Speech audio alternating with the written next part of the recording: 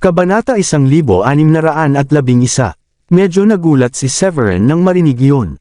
Tugon niya, sa tingin mo ba talagang ang isang baliw sa isip ay pwede maging second-grade medium-rank alchemist ng kasing bilis ng ginawa niya? Hindi magiging posible ang bilis ng progreso niya kung ganoon lang siya katanga gaya ng sinasabi mo. Ipinagpalagay ni Elsa at sinabi, pero ang pagsali sa Skyblow Sect ay isang pagkakataong isang beses lang sa buhay. Isa itong first-year secluded sect. Ang pagtanggi sa ganitong alok mula sa napakalakas na sekta ay parabang kulang siya sa talino. Ipinaliwanag ni Severin, nakikipag-engage si Benjamin kay Megan.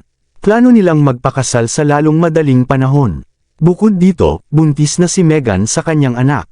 Hindi niya pwedeng iwan ang ganitong pagkakataon. Nagulat si Diane na hindi pa alam ang pagbubuntis ni Megan at tinanong, buntis si Megan? Bakit hindi ko alam? Ngumiti si Severin at sinabi, haha, nakipag-usap ako kay Benjamin sa telepono kahapon. Nang tanungin ko siya kung interesado ba siyang sumama sa atin sa Mount Hermione, sinabi niyang hindi. Plano niyang mag-focus sa alchemy training niya at palakihin ang kanyang mga anak upang maging magaling na individual. Mas gusto niyang mamuhay ng mas komportableng buhay sa normal na lipunan. Biglang naunawaan ni Elsa, naiintindihan ko, wala pa siyang plano sa kasal, at magiging ama rin siya. Ang kanyang kagustuhang isakripisyo ang kanyang kinabukasan para sa mga mahal niya sa buhay ay kahanga-hanga. Ang ibang lalaki ay baka piliing sumama sa amin sa Mount Hermione. Hindi na inisip ni Elsa na bobo si Benjamin. Sa kabaligtaran, nagkaroon siya ng bagong respeto at paghanga sa kanya. Samantala, tahimik na nagmuni-muni si Diane. Noong gabing iyon, plano ni Severin na magtrabaho sa kanyang mga pil nang biglang pumasok si Diane sa kanyang silid. Nakasuot siya ng sexy na suspender skirt at may mapang-akit na ekspresyon habang lumalapit.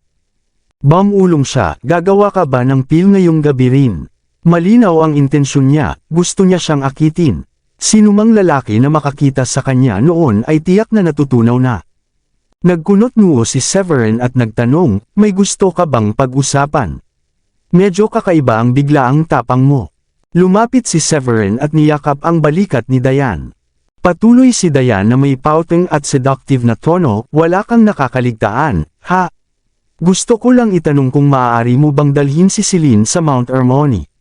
Bata pa siya, ngunit kahanga-hanga ang talento niya. Maaaring hindi sapat ang attainment niya para pumasok sa sekta, ngunit dahil ang leader ng sekta ang Uncle Master mo, pwede niya itong aprubahan kapag nakita ang talento ni Celine. Nabigla si Severin sa tanong niya. Hindi niya inakala na hihingi si Diane ng tulong tungkol dito. Sinabi niya, alam mo namang hindi natin maaaring dalhin ang ating mga magulang dahil wala silang attainment. Pero ngayon ay financially secure na sila at aalagaan ng maayos habang buhay. Si Celine, sa kabilang banda, ay may malakas na talento sa attainment. Gusto kong isama siya kung maaari. Titiyakin ko iyon. Naniniwala akong papayag ang Uncle Master ko sa maliit na hiling na ito. Hinaplos ni Diane ang pisngi ni Severin sa ginhawa at napabulalas, ang galing. Napakagandang bagay kung makakasama si Celine. Pagkatapos noon, nagkunot siya sa pag-aalala at nagtanong, pero nag-aalala si Sofia sa posibleng politika sa loob ng sekta. Maaaring may mga tao na tingnan ka ng pababa dahil iniisip nilang nakamit mo ang posisyon mo dahil sa koneksyon. Nag-aalala siya na baka hindi pinakamainam na dalhin si Celine, at baka mas mabuti na lumaki siya sa Southlink City. Tanggap ni Severin ang mga alalahanin nila. Pinag-isipan ko ang concern ni Sofia, ngunit gusto ko pa rin dalhin si Celine sa atin. Hindi maganda para sa isang practitioner na mamuhay ng sobrang komportable. At higit sa lahat, gusto kong lumaki si Celine sa tabi natin kung maaari kong tulungan. Sang-ayon si Diane at tumango, sige, honey. Yakap ni Severin si Diane, hinaplos ang kanyang pulang labi, at sinabi, hindi ko naaalalahanan ang mga pil kung kasama ko ang aking magandang asawa ngayong gabi. Matulog na tayo ng maaga. Namula ang pisngi ni Diane sa saya at tumango ng mahiyain. Sa mga sumunod na araw, inialay ni na Diane, Sheila, at ang iba ang kanilang sarili sa kanilang practice habang si Severin ay lubos na nakatuon sa pil refinement. Naibigay na ni Severin ang mga pil na ginawa niya dati sa mga disipulo ng Dracodeus Temple at sa mga bodyguard ng Shanahans. Nagamit na rin niya ang maraming second at third grade spiritual herbs na nasa kanyang pag-aari. Gayunpaman, may ilang fourth grade herbs pa rin na natira. Plano niyang gamitin ang mga ito upang makagawa ng fourth grade medium rank pills matapos ang ilang rounds ng practice sa fourth grade low rank pills. Samantala, sina Larry at ang iba pang miyembro ng Dracodeus Temple ay abala sa combat training. Nasa kalagitnaan na sila ng paghahanda para pumili ng leader at ilang elders ng Dracodeus Temple. Mahigit 20 promising candidates na wala pang 30 taon ang edad ang lumahok sa martial arts tournament. Kapana-panabik ang kompetisyon, at dinaluhan ni Severin ang mga huling laban. Sa huli, ang bagong halal na Supreme Leader ay si Candy, ang anak ni Mick. Kamangha-mangha at naabot niya ang antas ng Level 1 Warrior Emperor, na ginagawang isa siya sa mga pinakamatagumpay na batang talento na maya-alok ng Dracodeus Temple. Ang Deputy Supreme Leader ay isang binatang nagngangalang Jerome mula sa dating Serpent Hall. Mayroon siyang pambihirang talento at naabot ang tuktok ng Level 9 Warrior King. Ipinasa ni Severin ang Dracodeus ring kay Candy at sinabi ng may ngiti, "Ipinapasa ko na ang Dracodeus Temple sa iyong pangangalaga. Magkakaroon ka ng suporta mula sa maraming elders, at taos-puso kong inaasahan na pamunuan mo ang Dracodeus Temple patungo sa kasaganaan." Tinanggap ni Candy ang Dracodeus ring ng may ngiti at sumagot, "Huwag kang mag-alala, Supreme Leader. Gagawin ko ang aking makakaya at ipagmamalaki ka. Walang sino man ang manggugulo sa pamilya mo kahit wala ka na dito. Para sa amin, palagi kang magiging Supreme Leader sa Dracodeus Temple."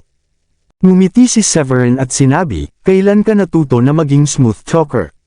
Heto ang ilang pil para sa iyo bilang gantimpala sa pagkapanalo sa tournament. Magagawa mong umunlad ng husto sa mga ito. Tandaan, huwag mo na akong tawaging Supreme Leader. Ikaw na ngayon ang Supreme Leader ng Dracodeus Temple." Nagpasalamat si Candy kay Severin, "Salamat, Supreme Leader." Pilyong pinagalitan ni Severin, "Bakit tinatawag mo pa rin akong Supreme Leader?" Ngumiti si Candy ng mahiyain at itinama ang sarili, "Pasensya na." "Salamat, dating Supreme Leader."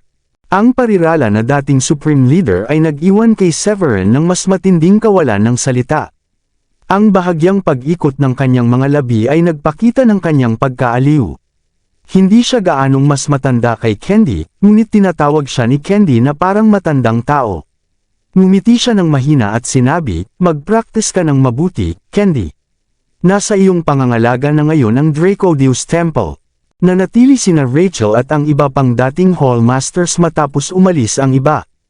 Tinitigan niya si Severin ng may pananabik at nagtanong, "Isang buwan na lang bago ang August Fest.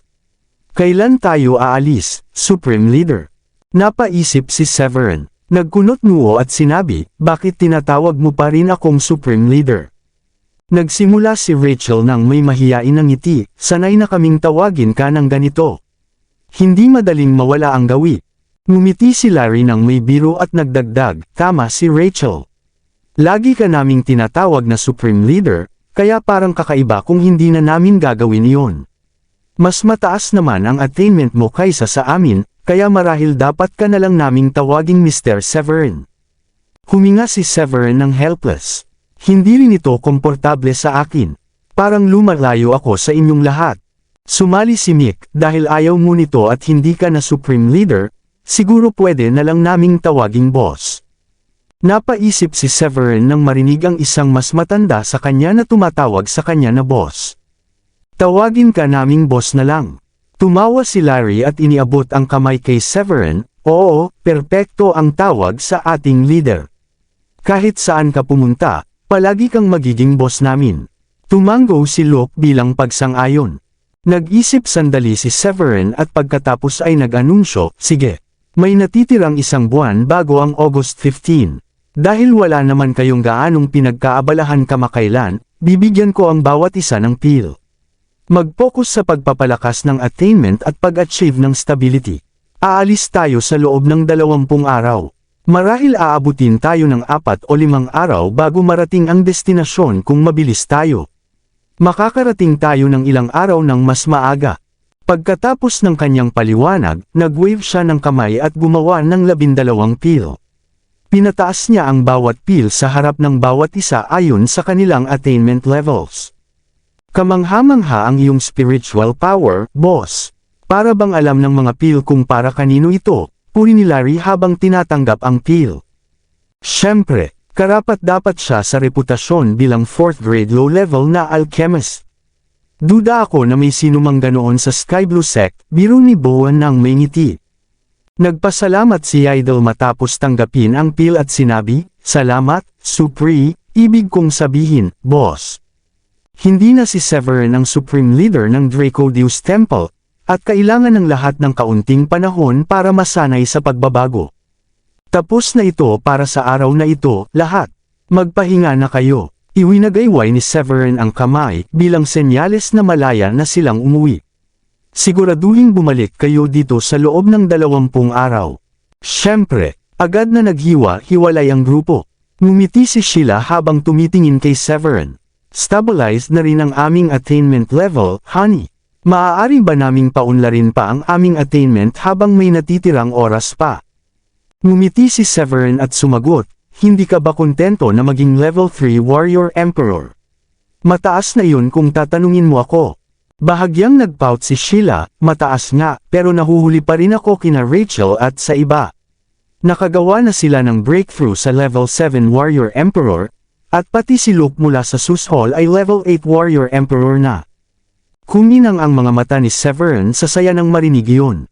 "Magaling, Sheila, na-master mo na ang Mind's Eye Technique. Tiningnan ko kanina ang attainment nila at nakita kung gaano sila umunlad.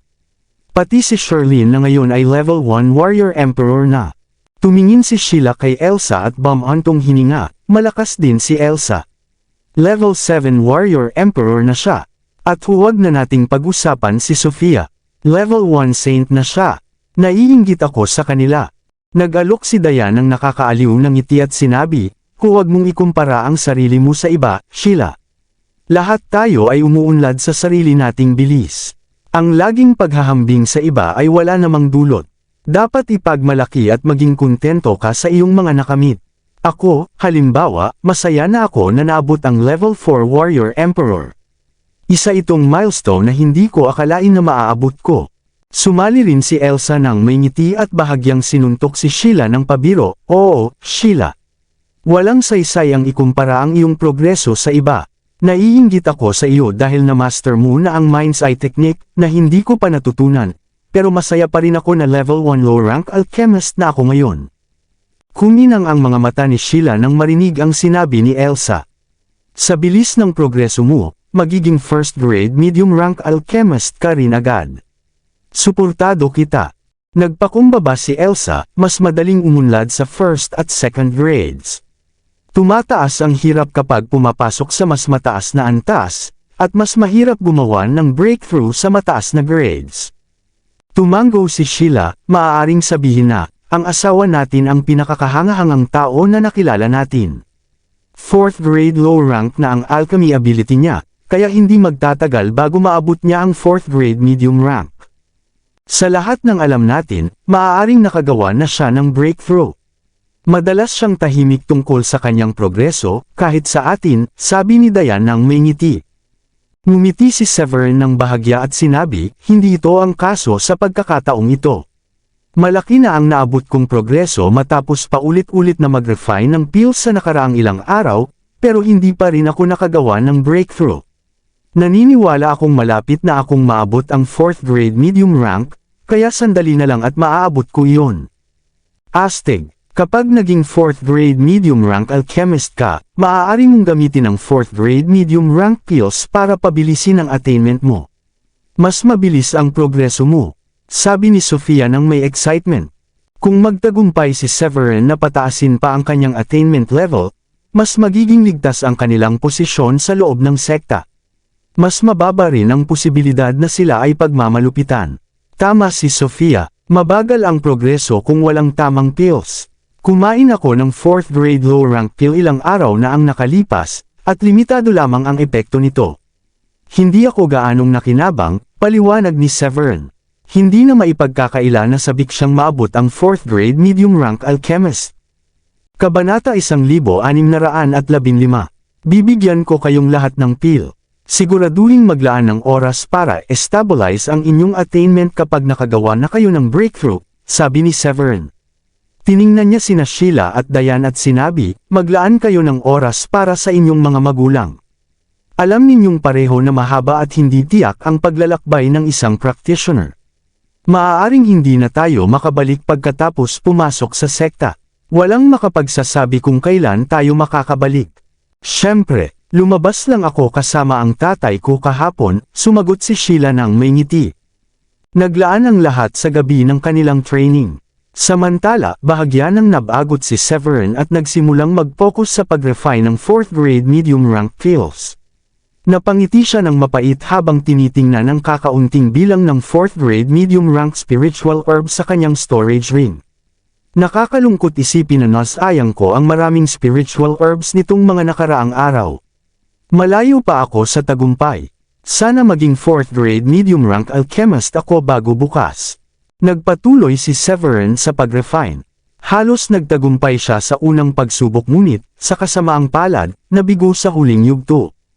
Matapos ang 10 minutong pahinga at paninigarilyo para maibsan ang damdamin, nagpatuloy si Severin ng mas focus at determinasyon. Rise! Sa wakas, itinaas niya ang kamay ng may tagumpay. Kitang-kita ang saya sa kanyang mukha nang lumutang ang peel mula sa alchemy furnace at humover sa harap niya. Hahaha, nagawa ko na. Sa wakas, nagawa ko na.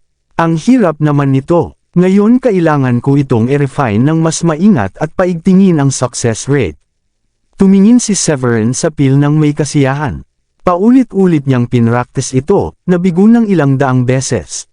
Karamihan sa iba ay matitinag pero nagpersige si Severin. Pinanatili niya ang positibong pananaw, unti-unting pinabuti, at sa wakas ay nagtagumpay. Maganda ang kalidad nito para maituring na mediocre quality peel. Ngumiti si Severin habang sinusuri ang peel na kanyang ginawa. Sa bagong kumpiyansa, nagdesisyon siyang huwag munang magpahinga at agad na gumawa ng isa pa. Matapos ang 3 pagsubok, nagtagumpay si Severin sa paggawa ng isa pa sa kanyang ikatlong pagtatangka. Inimbak niya ang 2 peels sa maliit na porcelain bottle at nagpa siya ng matulog. Kinabukasan, pagkatapos ng almusal, pumunta si Severin sa kanyang kwarto at nagsimulang gumawa ng isa pang 4th grade medium rank peel. Matagal na siyang nakatigil sa level 4 saint, at para makagawa ng breakthrough, kakailanganin niya ang malaking boost ng enerhiya. Malakas na ang 4th grade medium rank pills. Ang enerhiyang dala nito ay tunay na napakalakas. Isang makapangyarihang enerhiya ang Dam Alloy kay Severin ilang sandali matapos niyang lunukan ang peel. Optimistiko siya na aakyat sa level 5 saint, at maaaring maabot pa ang rurok ng antas na iyon. Ginamit ni Severin ang kanyang training technique upang sumipsip ng masaganang spiritual energy. Habang lumilipas ang oras, unti-unting tumataas ang kanyang spiritual energy. Sa wakas, isang hindi nakikitang alon ang naglabas mula sa katawan ni Severin, na nagdulot ng fluctuation sa espasyo sa paligid niya. Ang panandaliang fluctuation ay mabilis na inalis ni Severin, at tila hindi ito nangyari kailanman. Level 5 saint na ako sa wakas, at marami pang natitirang enerhiya. Matatag ang aking pundasyon sa ngayon, kaya bakit hindi ko pa ito itulak ng higit? Tuwang-tuwa si Severin nang mapansin ang sobrang enerhiya. Nag-focus siya muli at patuloy na ginamit ang enerhiya sa loob ng kanyang katawan. Lumipas ang oras, at dumating ang gabi. Nilunok ni Severin ang isa pang peel at nagpatuloy sa pagsipsip. Hindi pa man lumipas ang isang oras, isa pang makapangyarihang alon ang sumabog. Mabilis itong naalis gaya ng una. Ngumiti si Severin mula tainga hanggang tainga dahil nakagawa siya ng breakthrough sa level 6 saint. Matapos gamitin ang natitirang enerhiya, na-stabilize niya ang kanyang attainment sa mid-stage level 6 saint. Phew! Tumayo si Severin at huminga ng malalim. Pinilit niyang kumuyam sa kanyang mga kamao at nilibang ang daloy ng kapangyarihan sa kanyang katawan. Ang pakiramdam ng tumaas na lakas ay napakasarap na halos gusto niyang makahanap agad ng ilang malalakas na sparring partners. Tiningnan niya ang oras at napansin na 9:00 na ng gabi. Dahil puno siya ng enerhiya matapos ang breakthrough, nagpa siya siyang bumaba sa ibaba. Masyado kang pinipilit ang sarili mo, alam mo ba? Ginugol mo ang buong araw sa paggawa ng pills muli, komento ni Sheila nang makita si Severin pababa sa hagdan. Naroon din sina Diane at ang iba pa. Abala silang nagkukwentuhan habang kumakain ng ilang late night snacks. Sanay na silang lahat sa araw-araw na alchemy sessions ni Severin sa loob ng kwarto na akala nila ay nagre-refine siya ng pills bago bumaba. Ngumiti si Severin at sinabi, "Tara, maghapunan tayo para magdiwang." Nagulat si Sheila sa kanyang mungkahi at nagtanong ng may paghanga, "Talaga ba? Nakagawa ka lang ng breakthrough sa 4th grade medium rank alchemist?" Tumango si Severin at sinabi, "Oo, nagawa ko yun kagabi, kaya naisip kong ngayong araw ay mainam na gamitin ang 2 pills na matagumpay kong na-refine. Ang aking attainment ngayon ay mid-stage level 6 saint. Ang galing mo, 2 level sa isang iglap. Nakakabilib." Tuwang-tuwa si Sheila. "Ipinagmamalaki kita, honey," dagdag ni Diane. Totoong masaya siya para kay Severin. Bagamat mas lumaki pa ang agwat ng kanilang attainment levels, ito ay positibong pangyayari pa rin. "Magdiwang tayo sa hapunan. Gusto ko rin uminom ng kaunti," sabay dugtong ni Sofia nang may excitement. Ang maabot ang mas mataas na level ng attainment ay hindi madaling gawain para sa isang saint, at ang alchemical expertise ni Severin ay magpapadali ng kanilang mga breakthrough sa hinaharap.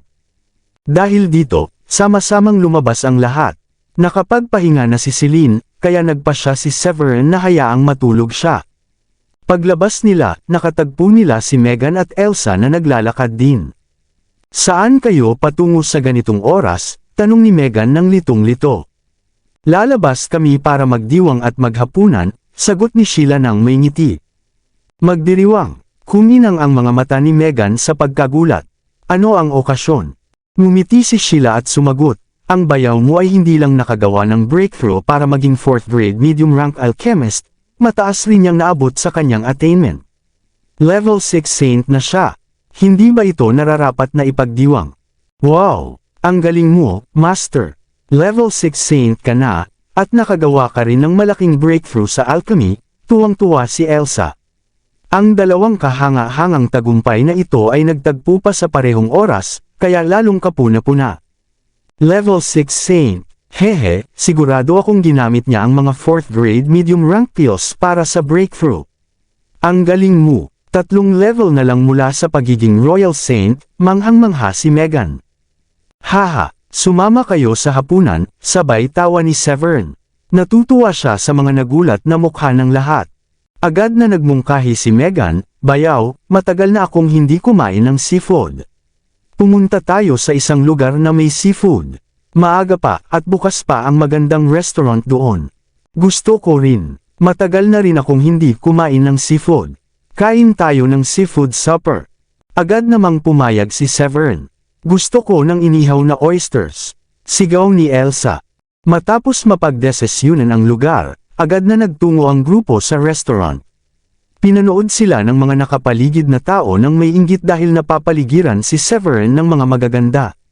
Ngunit mabilis itong napalitan ng pagsuko nang makita nila si Severin. Malaki ang timbang ng kanyang reputasyon sa Southlink City dahil sa pagiging gobernador at sa kanyang napakalakas na lakas. Hindi siya matatalo sa Dracodam, at maging ang organisasyon na pinamumunuan niya ang pinakamalakas sa bansa. Matapos ang masarap na hapunan, bumalik sa bahay ang grupo ng nasiyahan. Sa mga sumunod na araw, ginugol ni Severin ang karamihan ng oras kasama ang kanyang mga magulang. Sa mga sandaling pahinga, nagpapatuloy siya sa paggawa ng pills upang mapabuti ang kanyang alchemical success rate. Lumipas ang 20 araw nang hindi nila namalayan. Napuno ang courtyard ng pamilya at mga kaibigan na dumating upang magpaalam. Kasama sina Supreme Leader Candy at ilang iba pang elders mula sa Draco Deus Temple. Hinawakan ni Judith ang kamay ni Celine at nagbigay ng payo, "Palaging makinig sa iyong mga magulang at manatili sa kanila sa lahat ng oras." Ngumiti si Celine at tiniyak sa kanyang lola, "Opo, Lola. Pangako, magiging masunurin ako. Magpa-practice ako ng mabuti para maging kasing lakas ni Itay." "Gawin mo ang iyong makakaya, Celine. Naniniwala ako sa iyo, sabi ni Judith. Sa sandaling iyon, lumapit si Megan kay Severin at Diane. Diane, Severin, sa tingin ko hindi ninyo ma-attend ang aking kasal. 10 araw na lang ang natitira. Level 9 Grandmaster na ako ngayon, pero alam nating hindi ako makakausad pamaliban kung mayroong kayamanang makapagpapahusay ng aking attainment talent. Kung makatagpo kayo ng ganoong kayamanan, maibabalik ba ninyo sa akin? Ayokong manatili sa level na ito habang buhay.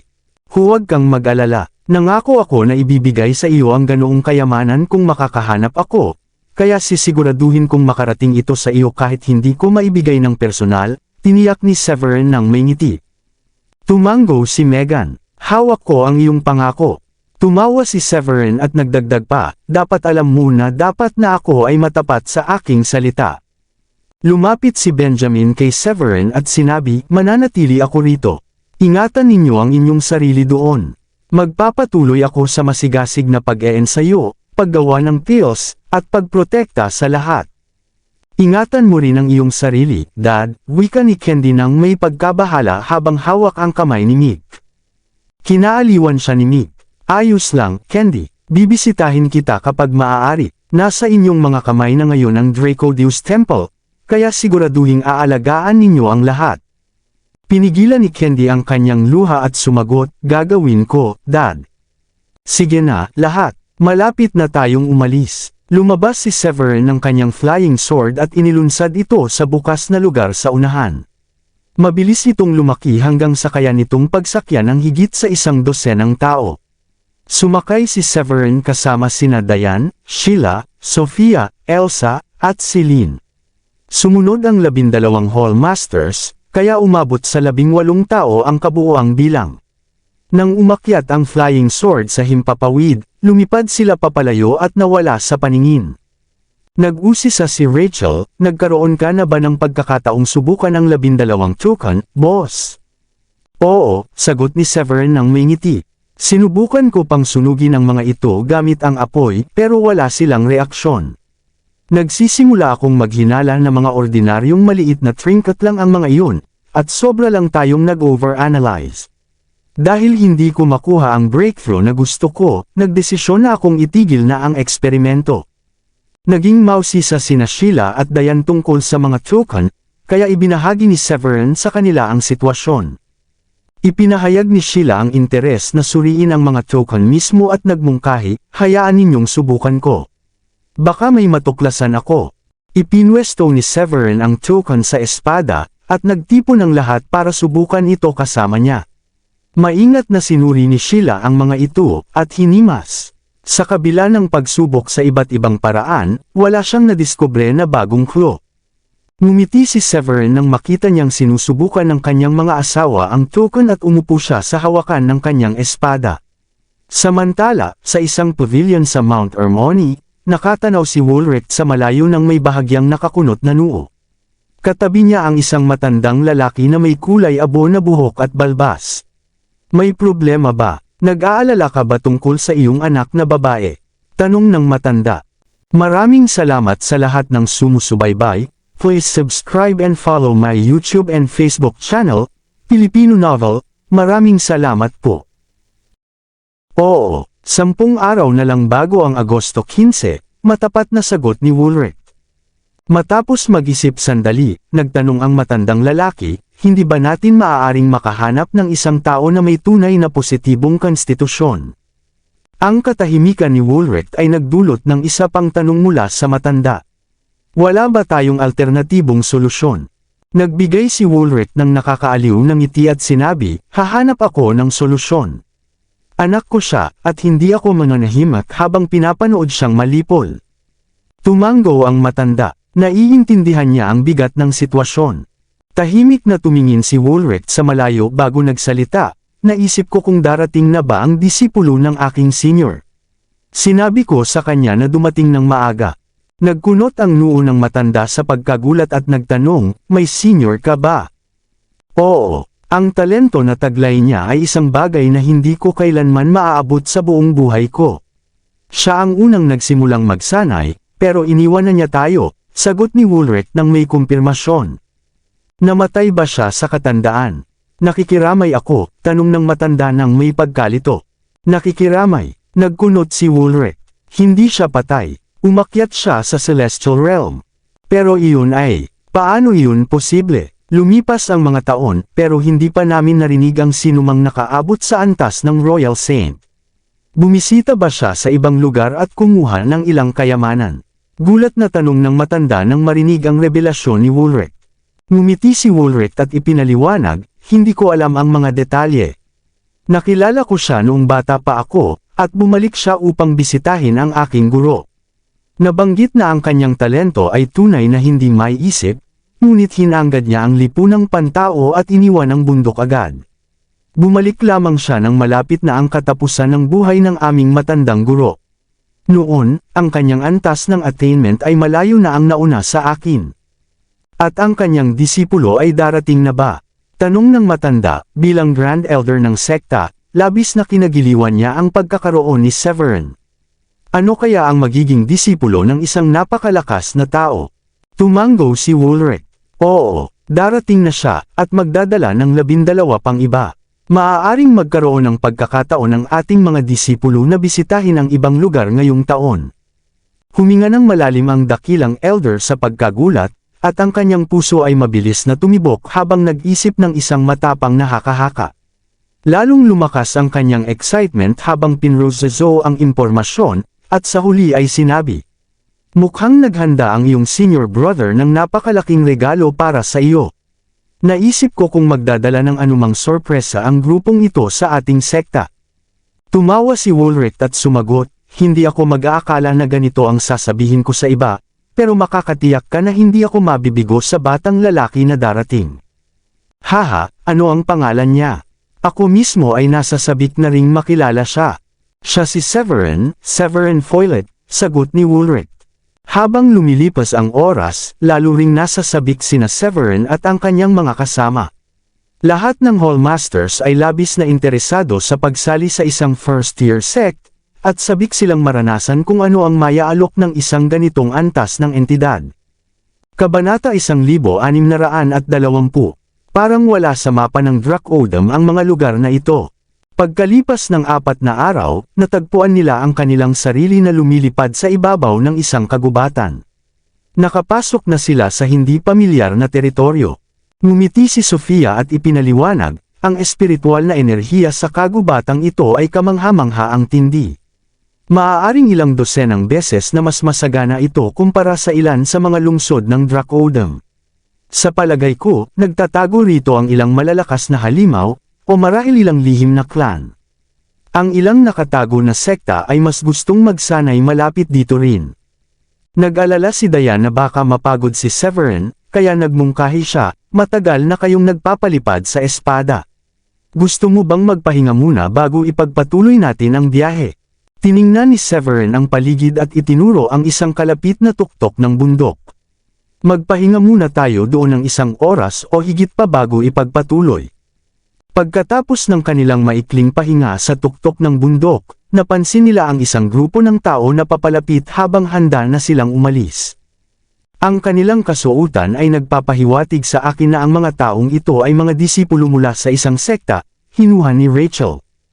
Pagkatapos pag-isipan ng sitwasyon, nagmungkahi si Severin, "Dahil wala tayong ideya kung saang sekta sila kabilang, mas mabuting huwag muna tayong magmadali sa pag-alis. Ipagpatuloy natin ang biyahe kapag lumayo na sila." "Bakit nga?" tanong ni Sheila na litong-lito. Nasabi na ni Severin sa lahat na maghanda at ipagpatuloy ang biyahe, kaya hindi niya maintindihan kung bakit biglang nagbago ang isip niya. Ngumiti si Severin at ipinaliwanag, "Ang aking lumilipad na espada ay isang 9th grade spiritual weapon. Maaaring pagtutuunan tayo ng pansin ng mga taong iyon kung makita nila ito at matuklasan ang tunay nitong halaga." Naintindihan agad ni Sheila, "Oo nga, halos nakalimutan ko iyon. Pero wala namang dapat ikatakot kung sila ay disipulo ng isang sekta tulad ng Stormy Moon Sect. Pagkatapos ng lahat, kahit ang kanilang sect leader o elders ay hindi kayang makipagsabayan sa iyo." Ngumiti si Severin at sinabi, "Tama iyon, pero hindi natin alam kung saang sekta sila galing. Sino ang makapagsasabing wala silang malalakas na individual sa kanilang hanay? Paano kung sila ay mula sa third tier, at ang bilis ng lipad nila ay medyo maganda? May dahilan akong maghinala na ang antas ng kanilang attainment ay mas mataas kaysa sa karamihan. Naintindihan ni Dayan ang pangangailangan ng pag-iingat at pumayag. Tama ka, mas mabuting maging ligtas kaysa magsisi. Nang ang papalapit na grupo ay nasa 100 metro na ang layo, isang lalaking may biguti ang tumingin at sinabi sa isa sa mga kalagitnaang edad na lalaki, may grupo ng tao sa tuktok ng bundok na iyon. Ang kalagitnaang edad na lalaki sa tabi niya ay tumingin sa direksyon na iyon at ginamit ang kanyang mental na kapangyarihan upang obserbahan ang grupo ni Severin. Napansin ni Elsa at napabuntong hininga, ang bastos naman nilang gamitin ang mental power upang alamin ang ibang grupo. Sa maraming sitwasyon, itinuturing na hindi magalang ang paggamit ng mental power upang tunghayan ang ibang tao.